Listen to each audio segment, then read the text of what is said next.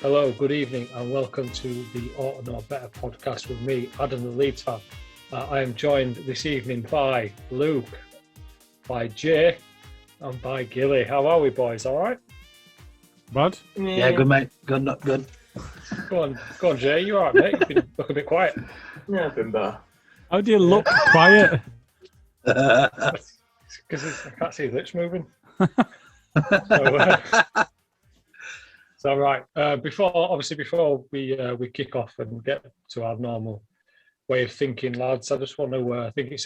Before we start, I think it's a good time to just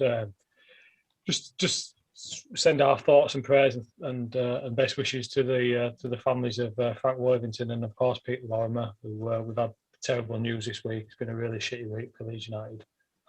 So just from all of us that ought to know better and all our contributors, we just want to say that we're thinking of everybody, and always in our thoughts. Well said. Right. I suppose it's hard to follow on that, but we did have some good news as Leeds fans, and that good news came in the result against Fulham. I think, and I'm going to go out on this one. I think I've got 5 points. Gilly, did I get 5 points? Can you do the predictions, please, mate? Yeah, we'll run through it. So, but I'll just go top to bottom on the orders that I caught them in. So Rex went 3-1 Leeds. Jay went 4-1 Leeds, as Jay is wont to do. Carl and Bren and myself all went 3-1 as well. Renda went 4-1. Mez went 5-0. Becky went 3-1. Smarty went 3-0. Adam, you yourself went 2-1. Nitch went 3-1. Dobbo went with a draw. The only person that didn't bat Leeds, by the way. And Ash and debutant in the game, Shannon, both went 2-1 Leeds. So you shared the spoils in terms of the points taken this weekend. With three of you did that. And the wankers won this week is Dobbo, because she was the only one that didn't bat Leeds. Wow. So just to run through the table, that does leave Ash clear at the top of the league by 3 points, followed by Smarty and Becky joint. And then Luke has really turned the tables, who was languishing towards the bottom of the table for a while. And then we've got Jay, myself, and Bren all joint points on 12. Kay and Nitch follow that. Then way behind, way behind. That's Carl and Adam. Shannon's 1 point behind Adam, having predicted for one game. But then she is in front of Renda, and Jason is still bottom of the league on 1 point. Good. Renda's pretty shit this to say how good she is at gambling. She's not very good at predicting. Yeah, but you know what? She's not shy about backing against Leeds. That's the problem. It's -5 if you back against Leeds in the win. Yeah. Well, I think we still next season we need to tie up some rules. I think even if you back Leeds not to win, I think Leeds, you know, I mean, I should be far too. Anyway, I'm not going to get into it. Fuck you. I'm so pissed about this. I wasn't even looking for a bite then. I still think I should get the fair play award in this league, because I was the one who gave away my 5 points in the Everton game when you fucked it up, Gilly. So technically, I'm the moral victor in this league. So. Still don't get you promoted, though, does it? No. You can give a goal away because the opposition coaching team all cry on the sidelines, but it don't get you promoted, does it? Yeah, John Terry gets a semi on because of fucking one of his players goes down, and fucking wanker. I think I'm having my Pontus Janssen moment. I'm going to be fucked off at the end of this season. The Fulham game, obviously, Carl and I did Brady and Coke straight after the game, and we had Si, who gave some really good comments on that, and Mark, my gaffer, which was a bit weird. So what was his name again? Alex. It's Mark. Yeah. Well done, Smarty. I recall nobody backed you up whatsoever with your opinions, Dalioski there, Adam. You just got thrown under the bus, didn't you? And now he's fucked off. You know what I mean? Everyone thinks now he's a bit of a wanker. So you're like a visionary, mate. I'm just, anyway. It's what it is, isn't it? But no, it was a good. I thought it was a good. We had some good comments on the BNC this week, and But I just want to quickly, very, very quickly, quick couple of sentences on what you thought of the performance. I'll come to you first, Jay, because we'll get you out of the way because you talk the most. So, Jay, what we saying? The best, mate. Go on, 2 minutes. Go on, a minute for you. Go on. 2 minutes. Fucking hell, I feel privileged. Yes. It were a good solid performance. There were some worrying moments, and some of our frailties sort of came to the fore a bit, and we all probably shit ourselves a few times. But we got the job done. We broke the London curse. Harrison was excellent. You know, I don't really have anything specific to say about it. In all honesty, it was just a good victory, and I was pleased to break the curse and sort of move forward, and hopefully we can put that behind us for a bit now. That's it. I know, like, Alioski got a lot of criticism from yourself and a few others. He didn't have a great game, to be fair. But you know, you never know what you're going to get with him, do you? It was funny seeing him get wound up by somebody else as well. That were quite amusing. But yeah, I mean, you can't be too unhappy. A few heart in your mouth moments, but overall, I think we deserved it. We controlled the majority of it. Good words. Cheers for that, buddy. Gilly, I'll come to you, mate. What your thoughts? Do you want to agree with Jay? Do you think Alioski's a bit of a wanker still, like I do? Well, you know, I don't like agreeing with Jay. But it's difficult at this point to argue. Hey, when you're right, you're right. There were a couple of. In fact, I think they're actually exceeded ours. Their expected goals, I do, but. Yep, Melier made some good saves as well. One of them were point blank at him, but it was a strong arm that he got to it. There were a couple of times when distribution wasn't quite where we wanted it to be, but overall they had a decent game. I think recognising Harrison is right. I think he was really good. Shearer put Rafinha in his team of the week, and I think that was the wrong winger. I think Harrison was the winger that made the difference, and they looked scared of him. A bit of a hat nod to Parker because, as I said in the previous pod, I thought he had too much of a touch of the Lampards early on in the season, and I think he's a bit better than that. Not particularly good at being a football manager, but as a guy, I don't dislike him the way that I did earlier in the season. He's still somebody who needs to take him to one side and have a word about his dress sense. But he did come out and say that Leeds were by far the better side and that Fulham didn't deserve anything out of it, which for an opposition manager to come out and say, even when it's true, regularly they don't do that. I think, when you look at the balance of the game, they weren't getting anything out of it, and then they put a big man on, and they still weren't getting anything out of it, so they put another one on. And it didn't really make all that much sense to me. Although one thing that I will say, and you might all fall out on me for this, and I know that Jay's just going to have a whinge about Cooper, is I thought he was one of Strike's worst games at centre-back. Just purely on the there were one occasion, and I know Alioski, he's sometimes difficult to read, and it must be difficult to play alongside him. But there were one where they both went for the ball. It was clear that neither of them had actually called for it, where the centre-half should be clearing everything out and making sure the ball went, and he didn't. Some stray headers, some stray balls into midfield. I thought it were quite a poor game for him. But that said, he did just about everything you expect a centre-half to do. He just, his passing's usually pretty good, and it was quite poor. In the air, he's usually pretty strong. It was quite poor. But, he was in the line, and he did all right. But I think already he's kind of set an expectation that it'll be a little bit better than he was. Yeah. Before I come to you, Mez, on that, I just want to say, do you think it was? Do you think that having Robin Koch come off the bench for the last 10 minutes? I think he came up. He came up for I can't remember who it was now. But seeing Koch come on as well, do you think that's going to push Cooper to step up and into another level when he's back from injury? Is that then, and is Strike looking at it and going, these people are breathing down my neck and my time in the first team is coming to an end? So do you think the nerves were there having an international footballer on the bench, knowing really Koch and Llorente should be our first choice centre back pairing? Do you think that played a little bit into it, or do you think he just had a shit game? He's not somebody that we can expect to just deal with that expectation because of where he is in his career. No, you're absolutely right. He's got an international onside him and another one sat on the bench. And, you know, we've paid decent money for them and they've come in with a bit of a name already. So, yeah, I imagine that probably did play into that. It might have been a bit of nerves. It might have been, you know, desperate to show. If you look at Southgate and the way that Bamford plays when he's there and the way that he plays when he's not, the weight of expectation of you know, the additional elements to that game might have played on his mind. It absolutely might have done. I think it's great to get caught back, but I don't think he was on for that long. I think it was 90 plus that he came on after.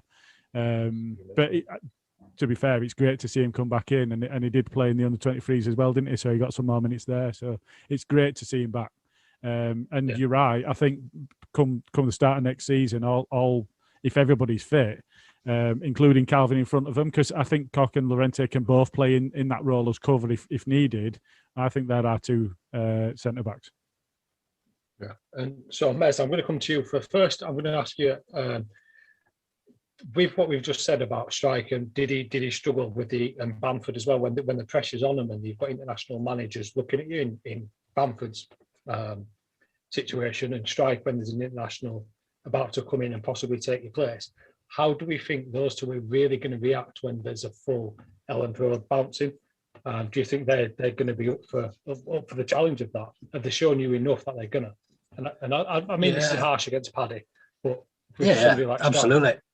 Strike, I think you make a really good point. I was having this conversation with one of my mates the other day actually about Elland Road, and they were saying how much of a positive it's going to be when Elland Road's bouncing again, which absolutely will. But I also think sometimes you can literally hear a pin drop in there and you can tell when Leeds fans are nervy, and I think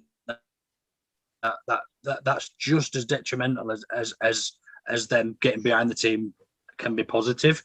And I think absolutely there's going to be times when they're going to want the ground Elland Road to swallow them up, and literally. But I think the positives are going to outweigh the negatives for me in terms of a full Elland Road. I think I can't wait to see it bouncing again. In fairness, in terms of the game, yeah, just echo both the thoughts. It was a great win. Nice. I'm not going to go into it too much. I think Brad and Coke and these two gents down here have just pretty much summed it up. Just one thing I wanted to say on a full Elland Road is I can't wait to see Rafinha play in front of a full house, because I think he'll go to even another level. Yeah. We've seen. I do think Click struggles without a crowd there. I think the opposite end of that might be true with Paddy, but I think Rafinha is one of them that'll just thrive. I really do. Yeah, I do, definitely. When everyone's singing his name and chanting for him, you know, he'll be fucking loving it. That's what it's all about. I feel sorry for them players that have come and joined us and they haven't experienced that yet.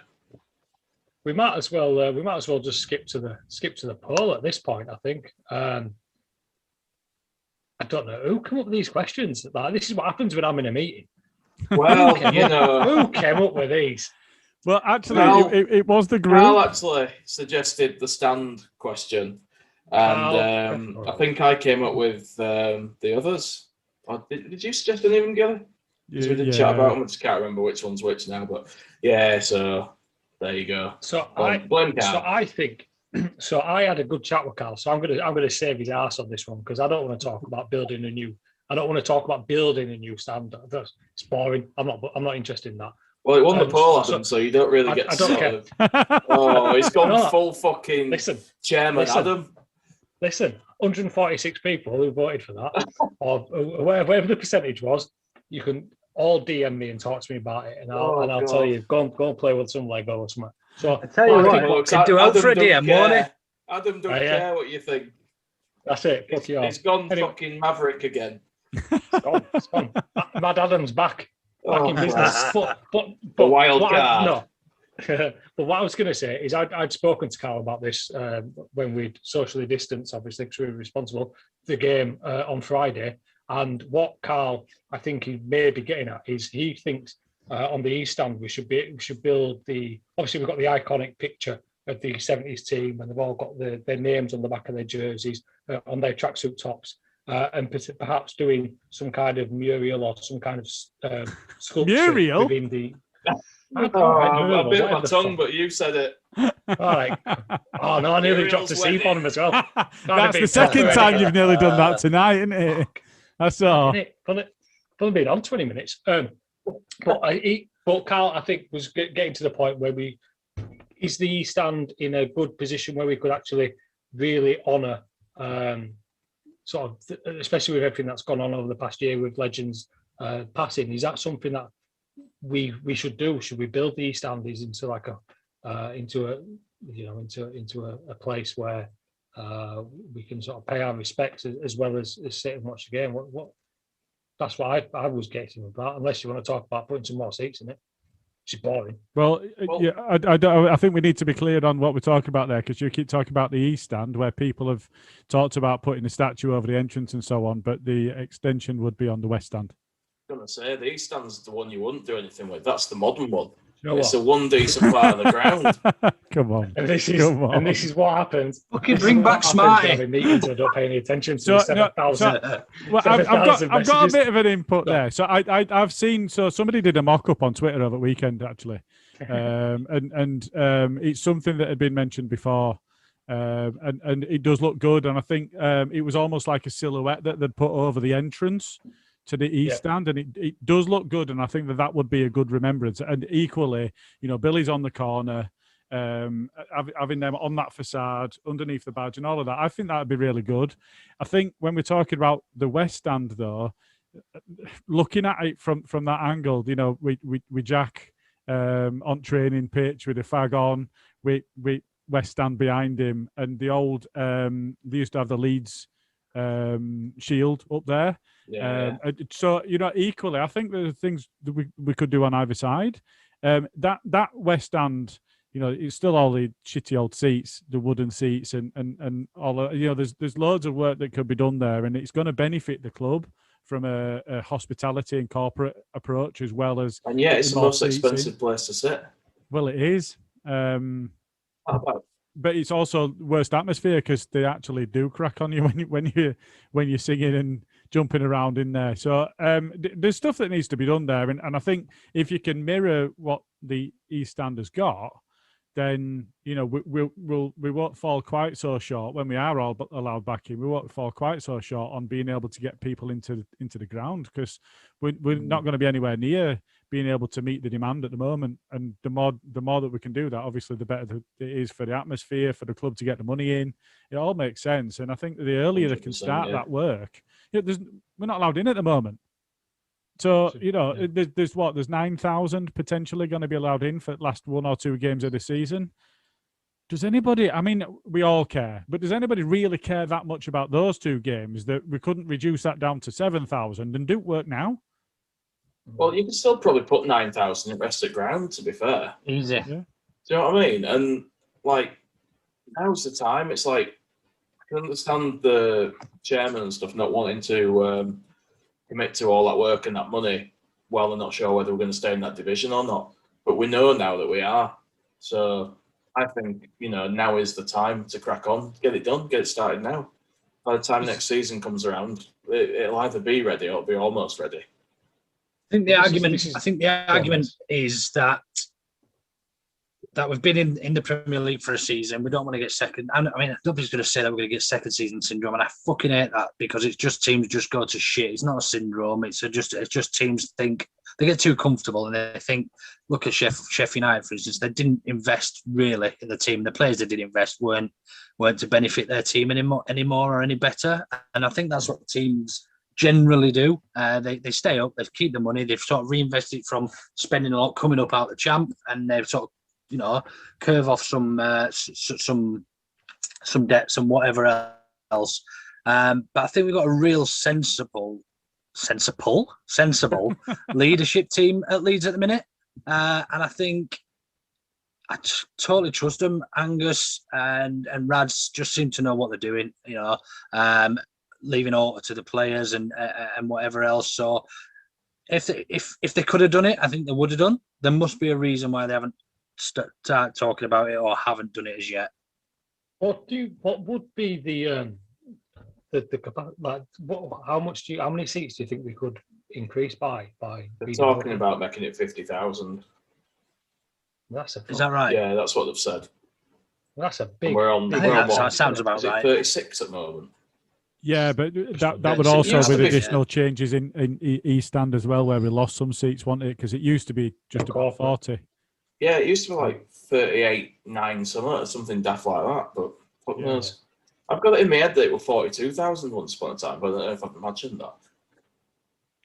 Well, once upon a time, it would be on 60, wasn't it? Because it was standing. Well, yeah, when everyone just fucking filed in and all got rammed into stands together, all like sardines. But how amazing Google would it be stream. if we could bring back safe standing? Yeah, I'd love that, mate. Well, not Google bring back saying safe standing. 37,790. Currently. 37,790.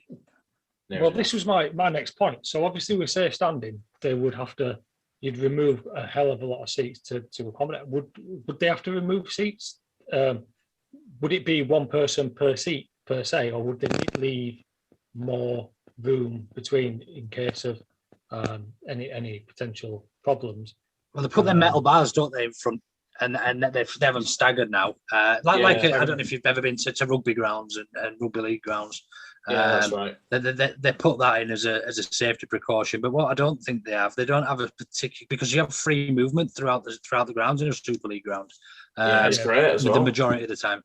Yeah, I don't think it'd ever be that flexible. But I think obviously with the standing, there's no need for rows of seats as such. I think I would probably say increase it by maybe 33 to 50% in comparison to seating in the same area.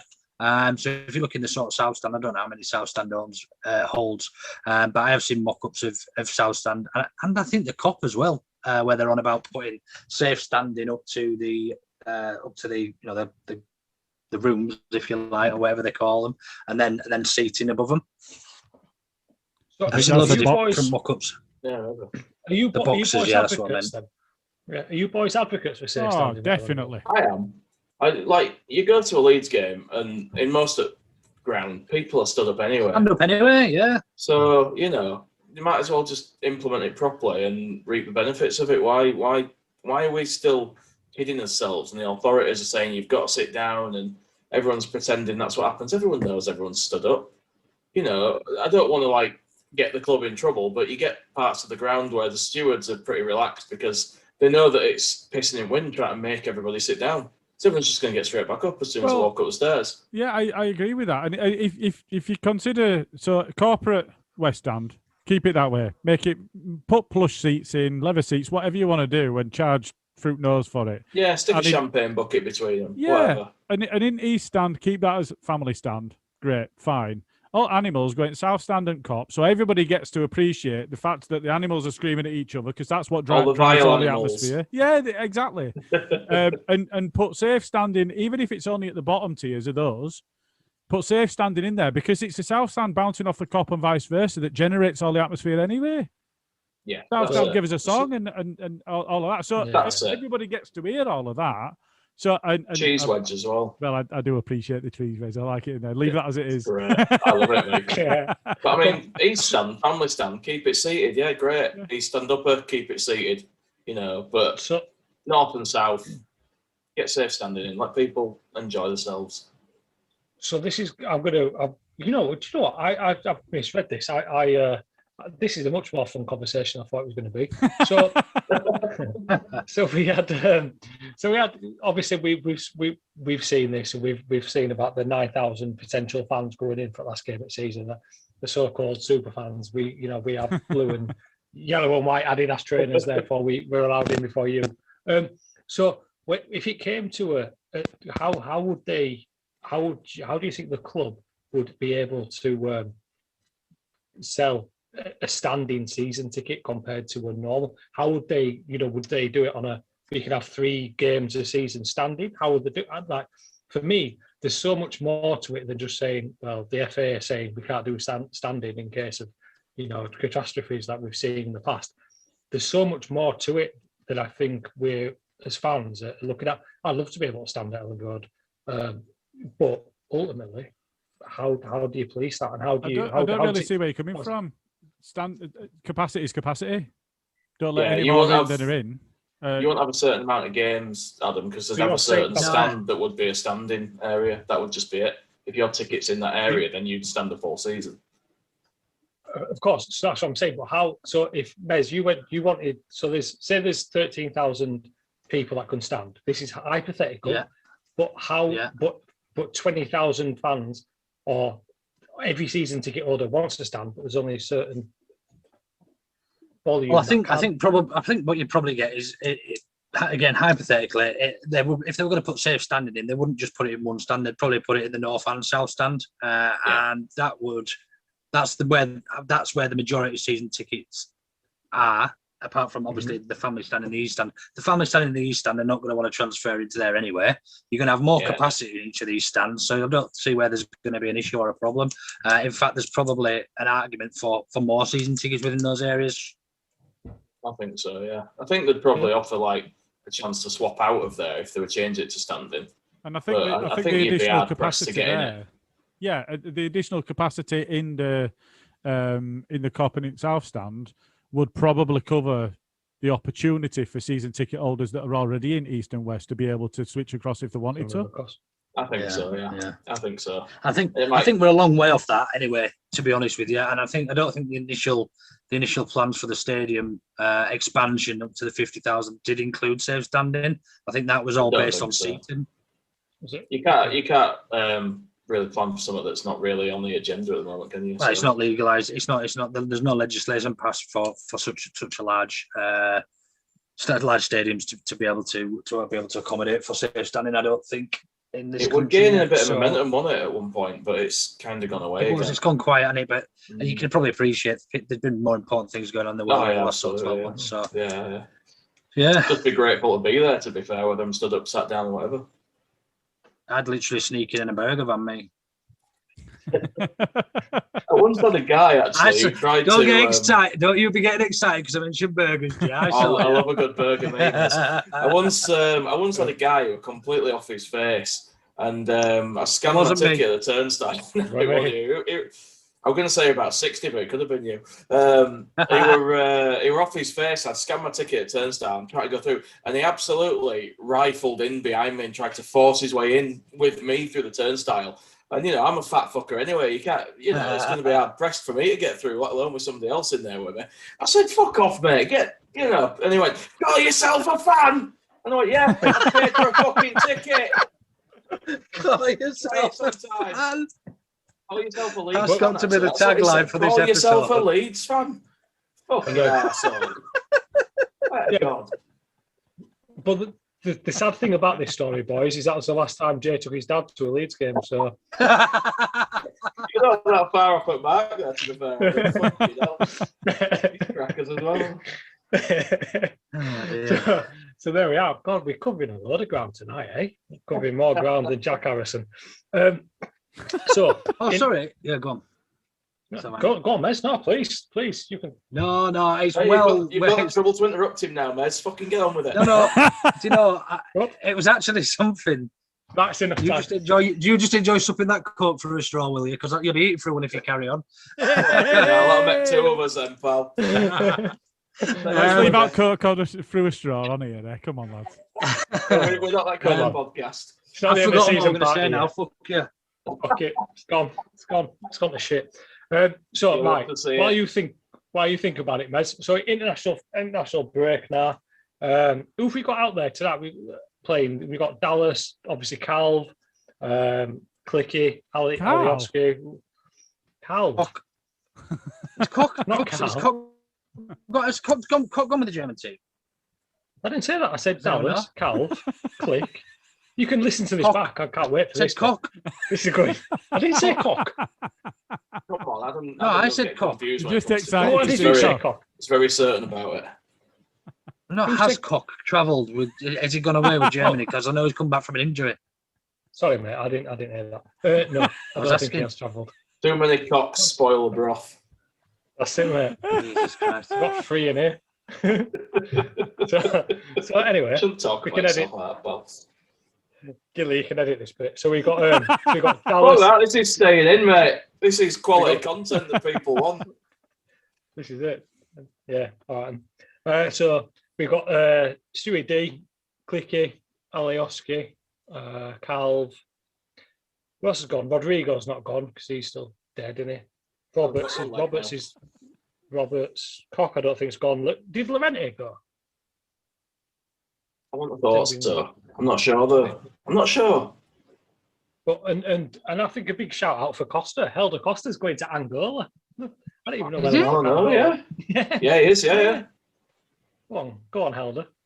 I thought it was Portuguese. He's obviously never going to get called up for them, so he's gone for his heritage, I suppose. I think so, yeah. So Angola. So here, boys. So Angola was colonized by the Portuguese back in the day. Oh, right, okay. A bit like there's not many places that weren't actually. To be fair, I was going to say so were most of South America. Well, yeah, I can speak a bit of Portuguese now as well. But most of here we go. Yeah, most of Stella. Most of North Africa was Superbook. So anyway, dickheads. So anyway, right? Are we? My point is, right? Are we going to pay any attention to international football, or are we just going to sack this off and just do some? I tell you what, I'll tell you, I would have done. I think if Paddy and Aileen have gone, and I probably will watch England, but only because Calvin's playing, and I wouldn't have done if he wasn't. And I'm not that bothered how they go on, as long as he gets through. I'm scared. International football, unless it's a big major tournament for me, has lost all of its fun. And I think Gareth Southgate sucked that out of it, being an English fan and an Englishman. He plays so negatively against shit teams. He plays two holding midfielders against a shit team. And we've got the likes of people like Phil Foden and Jadon Sancho and Bakary Saka or whatever he's called. And we've got such an exciting future in terms of attacking youth. Yet he still decides to play Jordan Henderson and Declan Rice every game.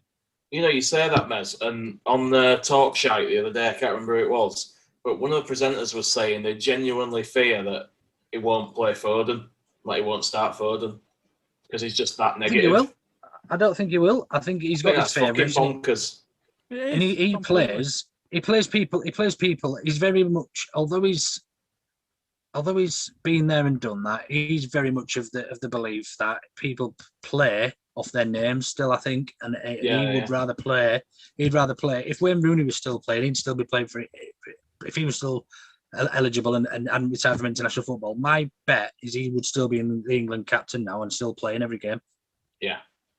That's absolutely. How I think he that's how he lines up. And the whole Ollie Watkins, Paddy Bamford thing, don't get me started on that. I've got my own views on it, but I think, truthfully, he simply done it because he was a Villa player, and I think Watkins was at Villa. I don't think Watkins deserves a shoe in that England side. He's nowhere near going to play for England. Do I think Paddy is? Probably not, but on form, 100%, he should be given a game. Yeah. Well, he's in his second highest scoring Englishman at the moment. Yeah. Yeah, but he's joint top with Kane based on no penalties. Yeah, as many goals as Harry Kane. How are you going to turn around and say, "Oh, not this time. Ollie's done really well"? Well, he hasn't done anything better than Bamford's done. He doesn't finishes. And I'll tell you something. After these fucking VAR goals we had rolled out that were bullshit, he just scored about 4 more. But the really frustrating thing for me was not even that he came out and said that he'd done really well. It was that he's got a pressing game. What's Bamford doing? He's the best forward presser. Exactly. So, anyway, aside from Southgate's full of shit. We can see that he's full of shit. Don't know what he's talking about. I think Calvert-Lewin gets to go because he offers something very different to Kane, in as much as between the penalty spot and the goal is where he comes alive. He adds nothing else, absolutely nothing else. He's got no pay. He got absolutely outstripped for pace by Cooper. Yeah. What? So, well, yeah. We'll leave that to. Although Cooper has been in training with Usain Bolt. But we're in a position where we've got Calvert-Lewin that's very different to Kane. Kane's the first choice. He should be the first choice. I hate how he goes out to injure opponents, but other than that, he's there. He's scoring goals, he's getting assists, and he's doing that week in, week out. So fine. And he's done well in an England shirt. Again, fine. Calvert-Lewin's He's earned his place, hasn't he? He's earned his place. Calvert-Lewin's something different, which is what you want on your bench. Again, fine. But don't then not take Bamford, who should be the next one there, on the strength that somebody else is good with a pressing game, when literally that's what he's built his success on. Exactly. That's what really pissed me off. And, if you want to really drill down into it, he's never really been someone who's considered to have fulfilled his potential, Bamford, and now he's come alive in this game, pressing in this, this system, and if that ain't a bloody advert for him and how he can play that role, then I don't know what is. He's never looked better than he does now. Yeah, never. Fair point. He's his peak. He's his peak, and he's been at so many different clubs. He's been at so many different clubs and never quite made it. Been great in the Championship. Been fairly above average in the Championship for many years. Yeah. Probably 99% of Leeds fans probably didn't think he would make it in the Premier League. No, I didn't. Being honest. But I think he's surprised a lot of us. So 100% deserved the call up, and based on that, I mean, I'm not the biggest fan of Southgate anyway, but yeah, he's certainly gone down even further in my estimations. It wouldn't surprise me if Calvin didn't get a start in the big games either. He'll probably play against San Marino. I think you're right. I think he'll play Anderson and Rice. Yeah, he will. Calvin should be the guy they're building that all midfield four around. of us are better than Henderson. All four of us are all better than Henderson. He's the worst midfielder we've had at England level for fucking decades. He is shit. Mate, I'm shit, but at least I try to pass forward. He's shit. He's literally shocking. Shouldn't be in the squad. He's off. He's also won the Premier League though as a captain, and don't get me wrong, got carried to it. Yeah, exactly. Didn't John O'Shea and Rocky Jr. won the World Cup? Yeah, good point. John O'Shea and Wes what's his name? Didn't they win Premier League as well? Where's Brown won a Premier League? Where's Brown? Luke Chadwick did, I think, as well, didn't he? Exactly. So you don't have to be good to win league. Just one more point on England, just to expand on what you'd said, Luke, is just to really, really showcase just how dour and negative and shit Southgate is for England, is we played Wales with one up front, 3 centre-backs, a double pivot, and wing-backs. Remember when we got destroyed by Iceland? I mean, what the... 7 defensive players. Freak occurrences. And then a goalie that's 8. Yeah, freak occurrences can happen. Greece won the Euros. They shouldn't have done, but they did. Freak occurrences can happen like that. But when you set up against a side whose best player is our 4th choice attacker, when we weren't even in the Premier League, and we play 8 defensive players, including the keeper, it tells you something about that coach. And it tells you that he's shocking and not capable. But he didn't play against us, is what I mean. No. He was out. He's outplayed 18-0s with Bale. Yeah, he will be. Yeah. Anyway, I'll get off my soapbox now. Southgate can fuck off. No, I like a gilly rant. It's good. It's good. It's better. Takes it off me. But while you've actually brought some good points there, boys. I think I'm going to tie this into. Don't sound too surprised. No, you make some good points every week. But I'm going to bring this in. The poll brought up 3 other questions and 3 other options that I really was enjoying. So I'm going to bring this into all of them. So first one, under 23s, we mentioned England strikers. So at England, young players, Bakary Saka, Foden. I saw some mad stat about Mason Greenwood. So fuck Mason Greenwood, because he plays for scum. So let's talk about Sam Greenwood. Let's talk about the under 23s. Let's talk about that free kick. I presume you've all seen it. Yeah, it was an absolute cracker. Yeah. I was watching it. It was a cracker. Great performance. I've not seen it. Right, we're brilliant. Way outside box, and it went in off the post. I mean, no keeper was saving that. I don't care who it was. Yeah. I'll have to look it up. I haven't had a chance. I haven't seen it. It's worth looking back because Joffrey got a hat-trick as well. Yeah, no, yeah. Somerville's goal. Somerville looks tidy. Looks like a real handful. That ball up of Ada's into front post for Somerville to finish. I mean, it was similar. Do you know what it reminded me of? Well. It reminded me of Rafinha's goal the other night.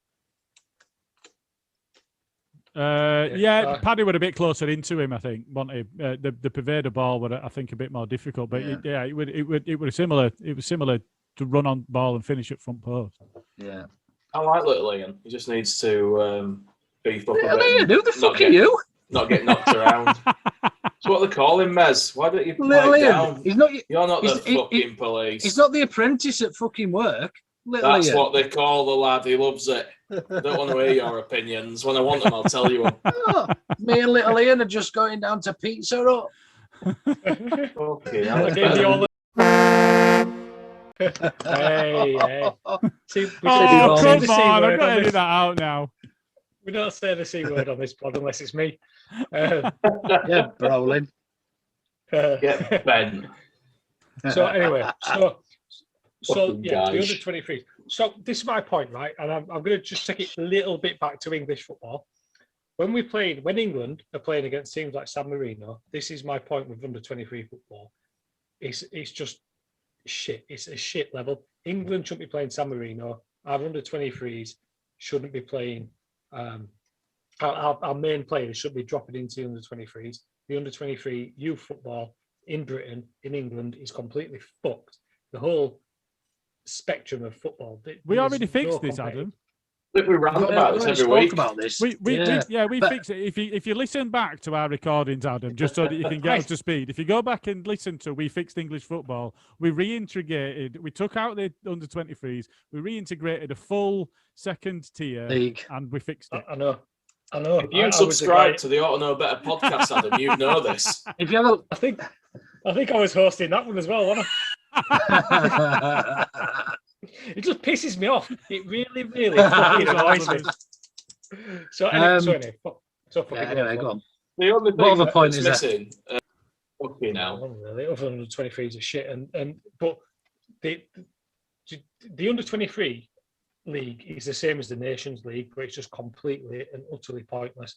And England are never going to win a major competition whilst we have this nonsense where we end up playing teams like San Marino, Faroe Islands, then we'll go, we're going to play Poland, and then we grind out a 1-0 win. I love it, mate. Like, qualifiers, you get to a tournament, like, we've not lost a game because we've fucking beaten all these shit sides, and you think, England are fucking going to do it this time.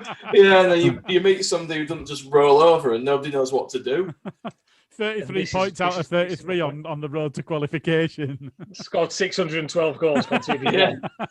And then you get brilliant. And then lose to the Icelandic Viking club. Where's your arms? In midfield. Where's your arms gone, Jay? It's my background. I'm like magic. I can't. Careful, Jay. You might get knocked off by Ross McCormack.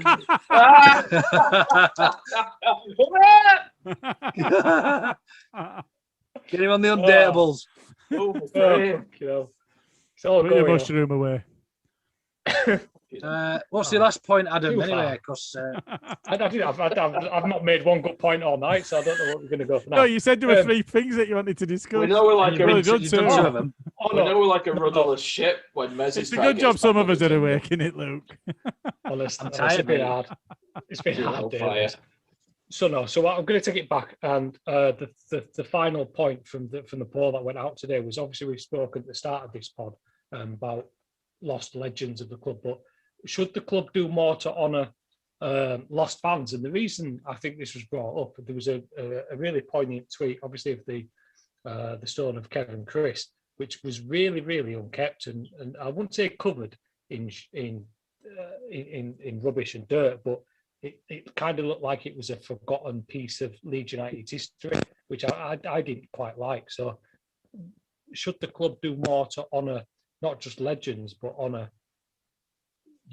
lost fans as well? Because it's been a tough year for a lot of people, and I know there's certain people that we've all followed on Twitter and who we've lost and things like that. So where does it start? Where does it stop? And what are your thoughts on it, really? And I know it's a really depressing way to end this. I promise I'll pick it back up. But what are your thoughts on it? Because you got a few votes, and obviously people want to hear. So Mez, I'll come to you because you're our most sympathetic person on the pod.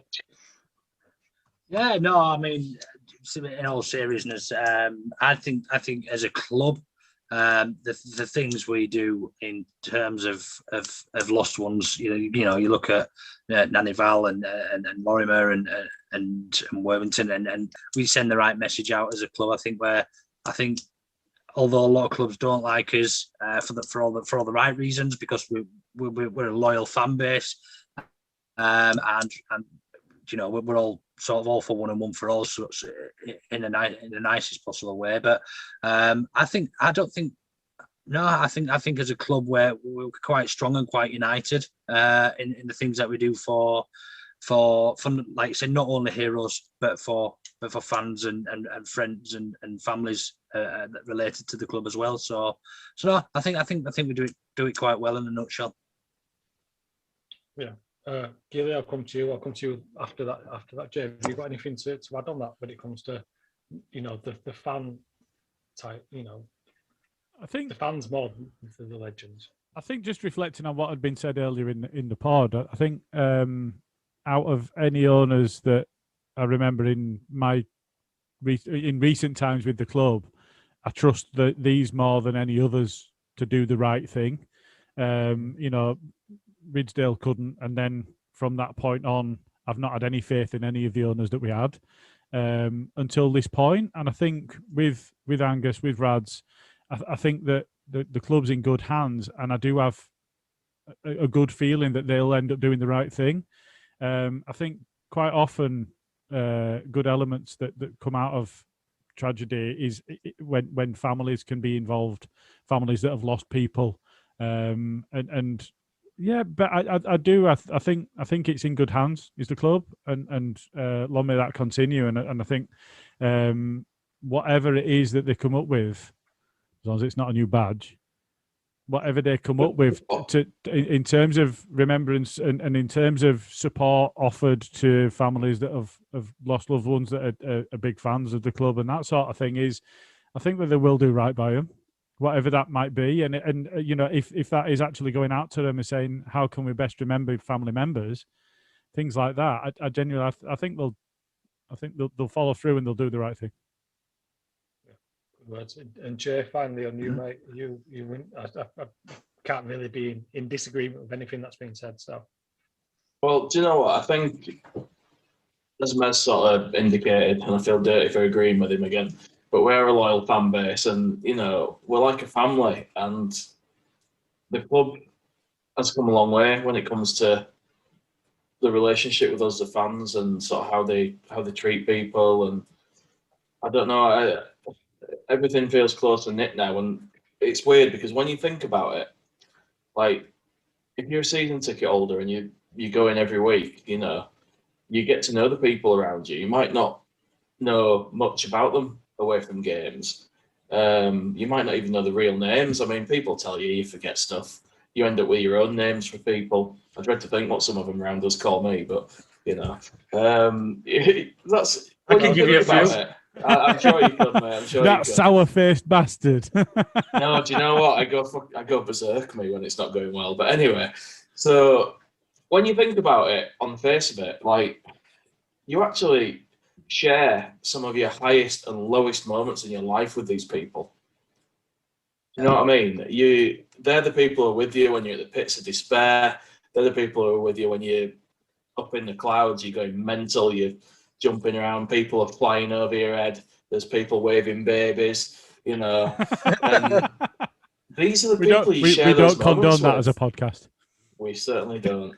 These are the people you share those moments with, and they touch your life in a way that you might not appreciate or might not appreciate before this. And I think that when we go back, there should be stuff done. I think there should be everybody that we've lost, their name should be in the programme. I think they should put them all on the screen before the game. And any kids or grandkids, give them a kit, get them on pitch, let them all be there. Let's have a minute's applause or something before the game. Do you know what I mean? Let's make sure we remember these people. And maybe wait until we've had the pitch done, though. Yeah. We don't need any more feet on this pitch. That's it. I think it's. I think that's a top idea. It's a sad sort of reflection of what's happened, that one of the first things we're all going to do when we go back is look around, see who's still there and who's not. And there's a couple of old blokes where we stand in the cheese wedge, and they're fucking cracking characters. Watch Leeds all their lives. They've got some right stories. It's brilliant. You have a good laugh with them. It's fantastic, and I'll be gutted if any of those guys are not with us still. Really, really gutted. And I trust the club in this day and age to do the right thing.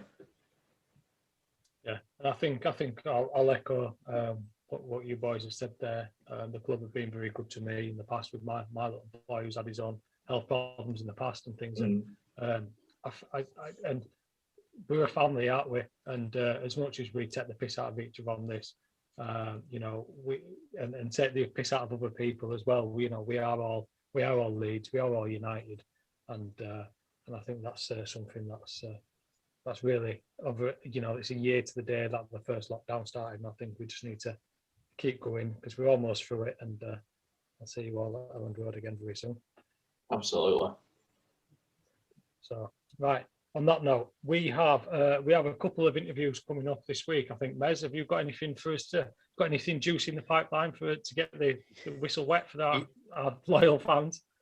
Yeah, absolutely. I'm not going to tell you what it is or who it is. Going to keep you guessing and on a knife's edge, or is that the saying that you in say? Suspenders. Yeah, in suspenders. Knife edge and suspenders around Jay's house again. It's probably worse than that, mate. Keep your eyes peeled. Friday tea time, we've got our next special episode coming out, which is one you do not want to miss, simply if you love Leeds and the current head coach. Superb. Right then, boys, it's been an absolute pleasure as always. Happy 1 year lockdown anniversary. Glad that we're all here and we've got each other to talk to. And again, to anybody who is listening, if you are struggling, do feel to reach out, but not to Jay because he don't give a fuck. Hey, that's not true. Stop besmirching me. We all care, and if anybody needs help, give us a shout. I'm Adam, the Leeds fan. This is the Ought to Know Better podcast. Thanks to Mez, to Jay, and to Gilly. And hey, hang on a minute. Why I wasn't the one getting laughed at, you fucker. I said Gilly. Yeah, but you laughed when you said it. No, I laughed because Brolin got fucking muted at the end.